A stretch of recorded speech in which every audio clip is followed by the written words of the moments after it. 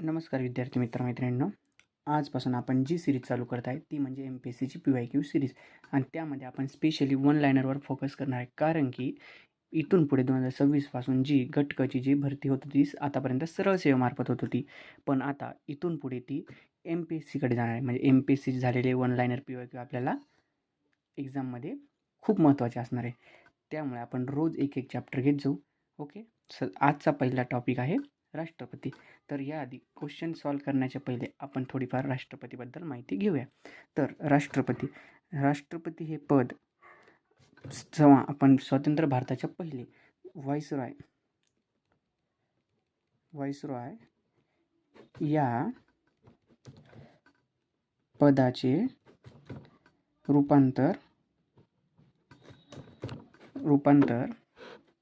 हे राष्ट्रपती मध्ये झाले. तर 1900 आपलं संविधान लागू झाले 26 जानेवारी 1950 पासून. तर 1950 तर 1952 पर्यंत भारताचे हंगामी राष्ट्रपती म्हणून कारभार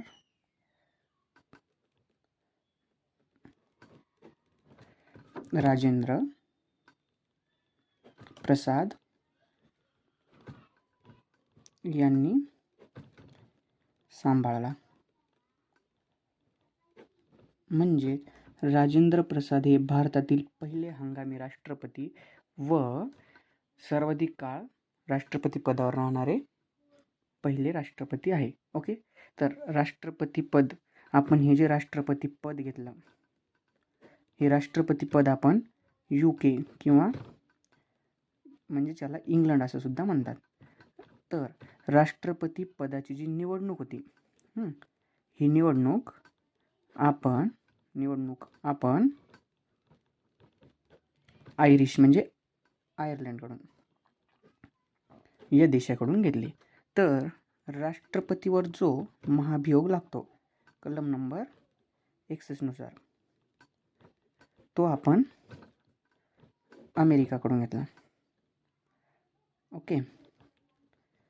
तर आपण भाग क्रमांक भारतीय संविधानाचा भाग क्रमांक 5 मध्ये प्रकरण 0.1 मध्ये कलम 52 ते 62 स्त्रोत UK, इंग्लंड, काही ठिकाणी आपल्याला ब्रिटन असे सुद्धा दिसतात. ठीक आहे. तर आपण कलम नंबर एक कलम बघूया आणि त्याच्यानंतर आपण क्वेश्चन सॉल्व करूया. कलम नंबर 52 यामध्ये सांगितलेले आहे की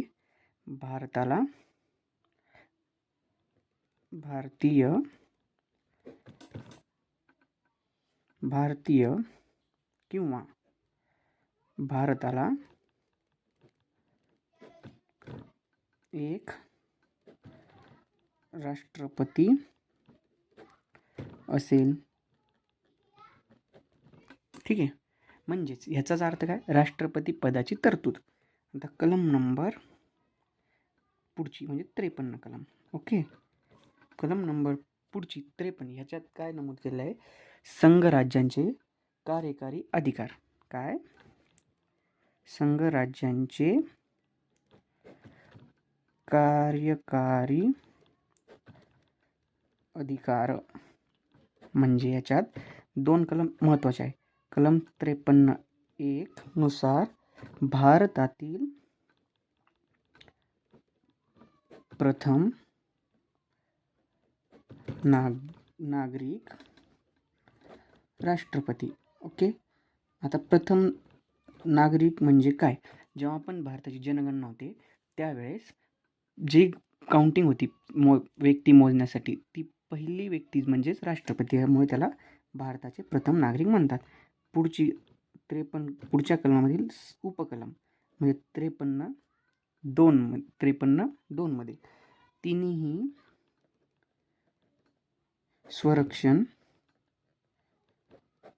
संरक्षण दलाचे सरसेनापती ती राष्ट्रपती असेल. ठीक आहे. त्याच्यानंतर भारताचे एकता, एकात्मता, अखंडता याचे प्रतीक कोण, असा जर प्रश्न आला तर राष्ट्रपती उत्तर द्यायचं. ठीक आहे. आता पुढची कलम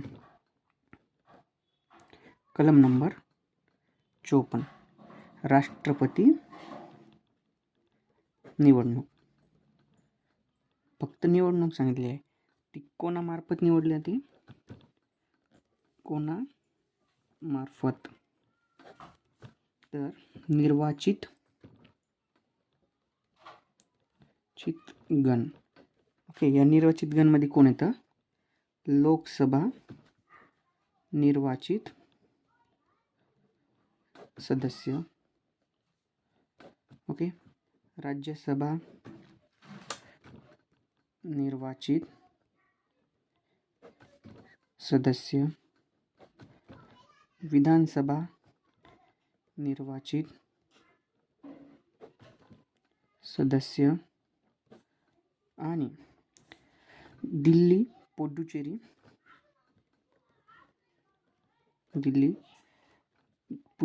पॉंडिचेरी, जम्मू आणि काश्मीर राज्यातील विधानसभा सदस्य.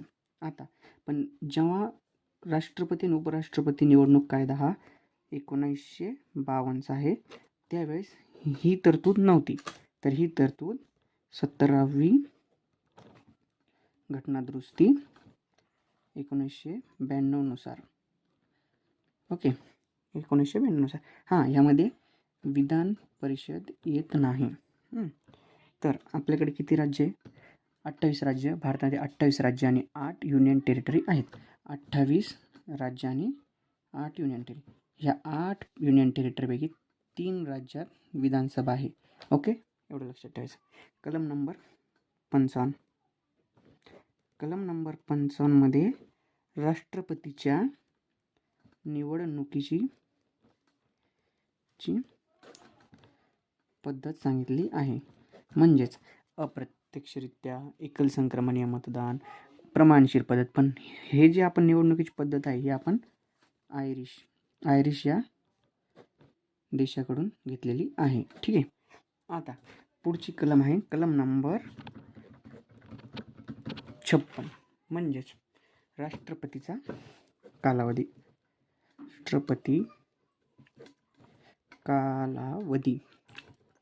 आता राष्ट्रपतीचा कालावधी शपथ घेतल्यापासून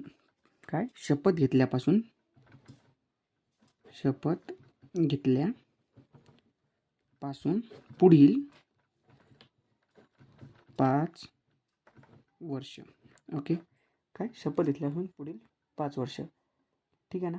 याच्या पुढची कलम आपण बघणार आहोत. आता याच्या पुढची कलम जी आहे कलम नंबर 57.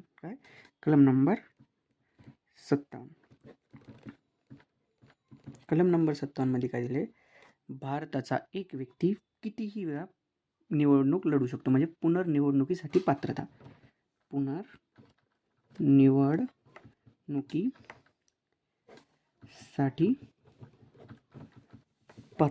म्हणजे पुनर्निवडणुकीसाठी पात्र असतो. म्हणजे भारताचा एक व्यक्ती कितीही वेळा राष्ट्रपती होऊ शकतो. त्याच्याच उलट अमेरिकेमध्ये आता सध्या अमेरिकेचे राष्ट्राध्यक्ष कोण आहे? 47 डोनाल्ड ट्रम्प. हे फक्त 2दाच बनू शकतात आणि यांचा कार्यकाळ फक्त 4 वर्ष असू शकतो. ओके. आता कलम नंबर आपण पुढची बघणार आहे ती म्हणजे कलम नंबर 58. कलम नंबर 58 मध्ये आपण काय दिलेले आहे ते बघूया. कलम नंबर 58. राष्ट्रपती पदाची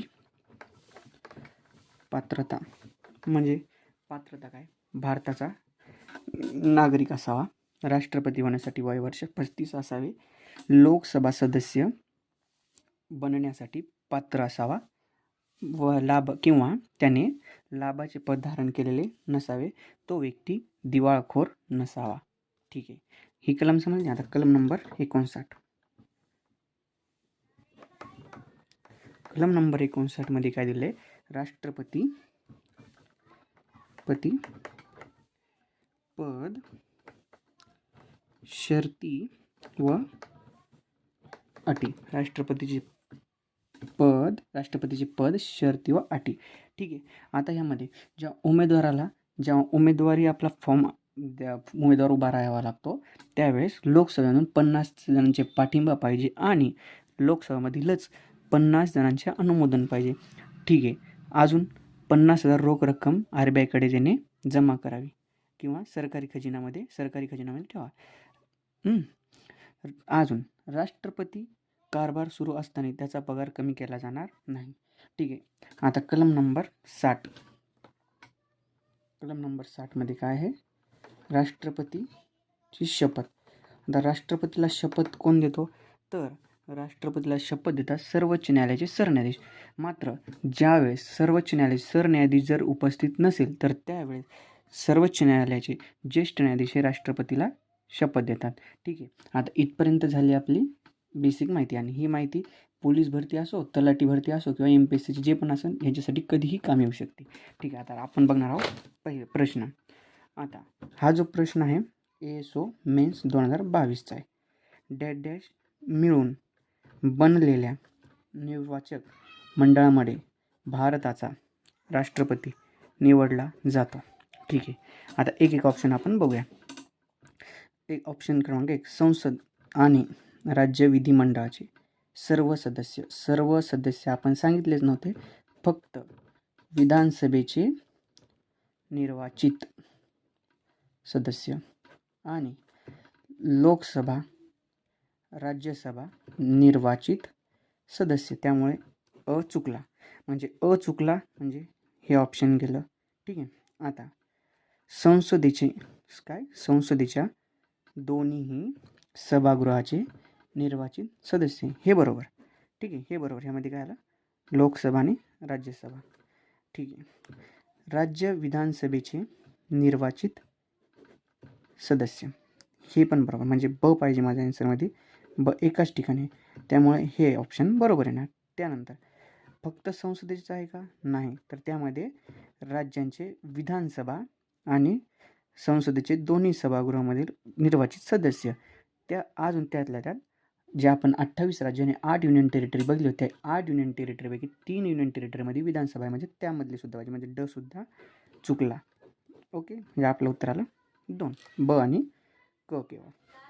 ठीक आहे. आता राष्ट्रपतीच्या निवडणुकी प्रक्रियेचे ठळक वैशिष्ट्ये कोणती? हा क्वेश्चन आहे. वनसेवा 2019. त्यामध्ये ऑप्शन क्रमांक पहिलं बघा. प्रत्यक्ष निवडणूक पद्धत नाही. प्रत्यक्ष निवडणूक आपण स्वतः जनता भाग घेते का? नाही. जनता ज्या निवडणुकीमध्ये भाग घेते त्याला प्रत्यक्ष निवडणूक म्हणतात. म्हणजे ह्याला काय आलं? अप्रत्यक्ष. म्हणजे जनतेमार्फत निवडून दिलेला सदस्य तो राष्ट्रपतीच्या इलेक्शनमध्ये मतदान करू शकतो. म्हणजेच आपण लोकसभेच्या खासदाराला जनता निवडून देते, आपण त्याला प्रत्यक्ष मतदान करतो. पण आपल्या मार्फत लोकसभेचा सदस्य राष्ट्रपतीच्या निवडणुकीमध्ये मतदान करतो. ठीक आहे. एकल संक्रमणीय मतपद्धत. ठीक आहे. हे बरोबर. म्हणजे माझं चुकले, हे गेलं. आता हे 2 ऑप्शन राहिले माझे.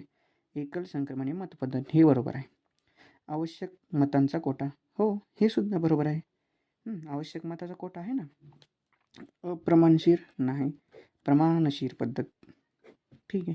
म्हणजे माझं हे पण चुकलं, म्हणजे ड गेलं, म्हणजे माझं उत्तर आलं अ, ब आणि क. चला ठीक आहे. पुढील प्रश्न. खालील विधाने तपासा. राज्यसेवा मुख्य 2019. भारतीय सशस्त्र दलाचे प्रमुख आहेत. कलम नंबर मी सांगितले तुम्हाला. कलम नंबर 53(2) मध्ये ही तरतूद आहे. बरोबर. कार्यकारी मंडळाचा भाग आहे. हो, हे पण बरोबर. भारताच्या कार्यकारी मंडळात कोण समावेश होतात? भारताच्या कार्यकारी मंडळात राष्ट्रपती, उपराष्ट्रपती, पंतप्रधान, मंत्रिमंडळ आणि महान्यायवादी हे भारताच्या कार्यकारी मंडळाचा भाग आहे. ठीक आहे. राष्ट्रपती आहे म्हणजे हे पण बरोबर आहे. कायदे मंडळाचा भाग आहे. हो, हे पण बरोबर आहे. कायदेमंडळामध्ये कोण येतं? लोकसभा, राज्यसभा आणि PD म्हणजे आपले प्रेसिडेंट. प्रेसिडेंट हा संसदेचा अविभाज्य भाग आहे. ठीक आहे.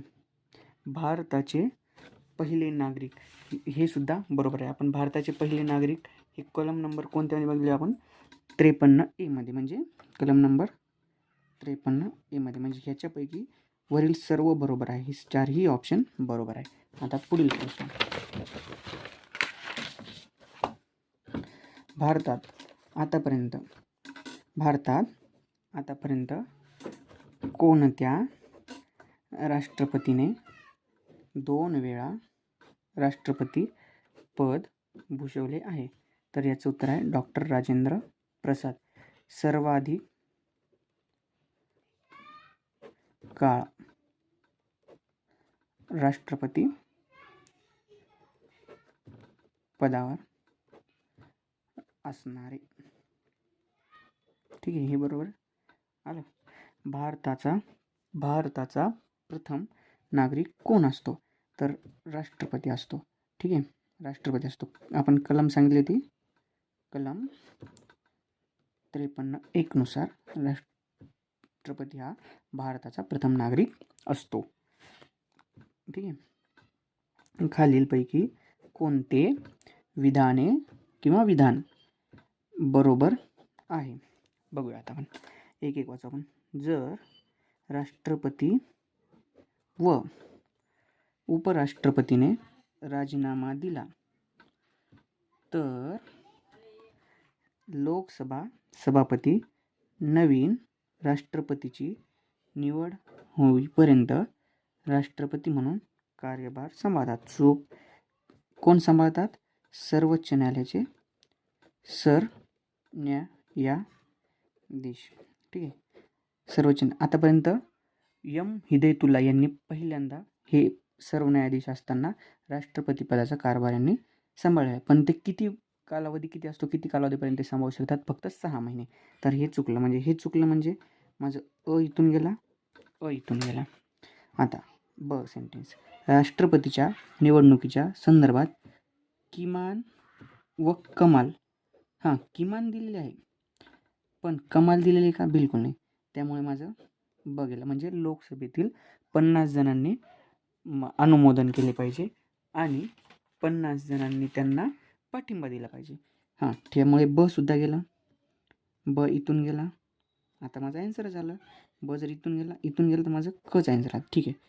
भारतात राष्ट्रपती संसदेचा भाग आहे. बरोबर. म्हणजे माझं क उत्तर आलं माझं. आता क्वेश्चन नंबर 7. राष्ट्रपती पदाच्या निवडणुकीसाठी उमेदवाराच्या पात्रतेसंबंधी खालीलपैकी कोणते विधान बरोबर आहेत? लिपिक 2017. तो भारतीय नागरिक असावा. ठीक आहे, तो भारतीय नागरिक असावा, पण वयाची 30 का 35. राज्यसभेचा सदस्य म्हणून नाही. राज्यसभा नाही, मी काय सांगितलं तुम्हाला, लोकसभेचा सदस्य निवडून येण्यासाठी पात्र असावा. ठीक आहे, म्हणजे कलम नंबर याची किती आहे? 58. कलम नंबर 58. त्यानंतर हे चुकलं, हे पण चुकलं. नामांकन भरणाऱ्या उमेदवाराचे नाव किमान 10 मतदारांनी सुचवले पाहिजे. 10 आहे का? नाही. किती? 50 पाठिंबा आणि 50 अनुमोदन. ठीक आहे ना. त्यामुळे हे सुद्धा चुकलं. म्हणजे वरीलपैकी एकही विधान बरोबर नाही. तर आज आपला राष्ट्रपती हा चॅप्टर, म्हणजे आपल्याला जेवढं इम्पॉर्टंट होतं सरळ सेवेसाठी म्हणा किंवा गटकच्या एक्झामसाठी, ते आपण पूर्ण केलेलं आहे. जर याच्या पुढील चॅप्टर आपण राज्यपाल या चॅप्टरवर बनवणार आहे. त्यामुळे धन्यवाद.